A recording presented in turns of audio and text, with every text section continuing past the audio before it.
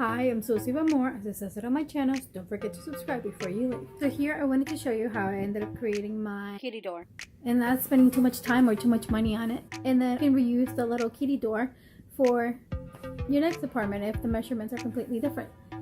I hope you enjoy it, and if you do, don't forget to give it a thumbs up and don't forget to subscribe to my channel.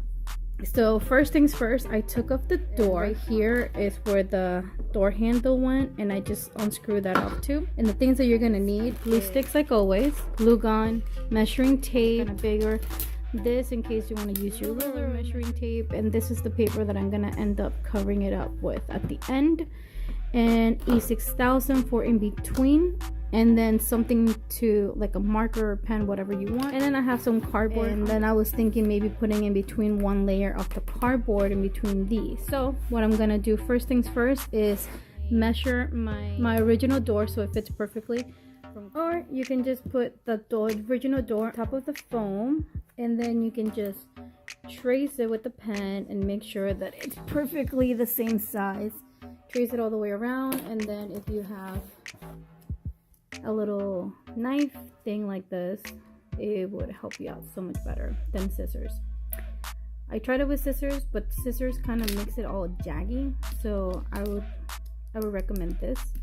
And like I said, yeah, so just do this to all the pieces, including the cardboard that you're gonna put extra in there for extra support, and like I showed you in my previous videos. And when you have your ruler exactly where you want it, obviously I would need my two hands, but I don't have the tripod, so with one hand you hold the ruler down, and then with the other you would just cut, and then you will get your perfect line, you know, right there for cutting.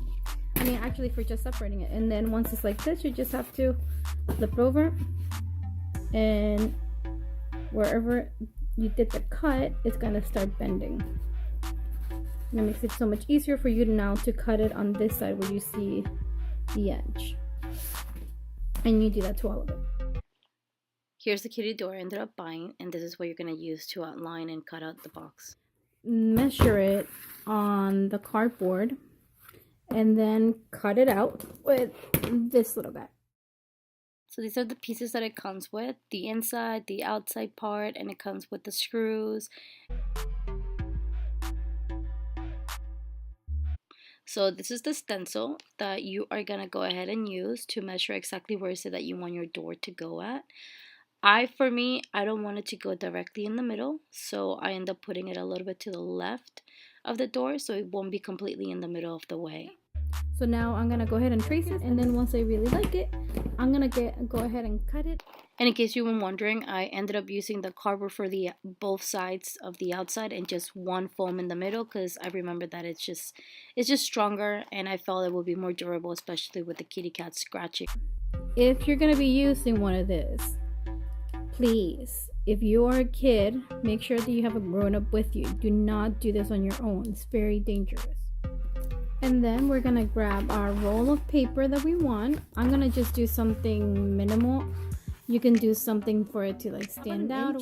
I would say leave about an inch over to like stand over about that, so that way you can flip it over, and then you can cover also the sides, or you can do a little bit bigger. So then you're just gonna do one side, and once this is completely covered, and even covering this, you're gonna flip it over, and then you're just gonna do the outline, cut it out, and you're gonna have your holes back again. So yeah, so that's pretty much what I'm gonna do. I'm gonna use, I would prefer using the spray glue, but I can't find my spray glue at the moment. But spray glue would be so much better, and then just using the hot glue on the borders. Well, here you have it, you guys. Here is the final product.